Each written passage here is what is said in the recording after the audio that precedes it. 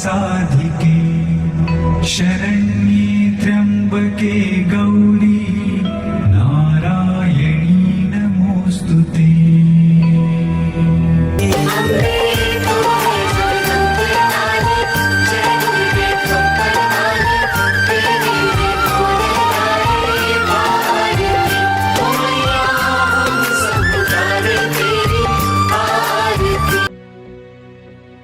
दधाना करपद्माभ्याम् अक्षमालाकमण्डलू देवी प्रसीदतु मयि ब्रह्मचारिण्यनुत्तमा।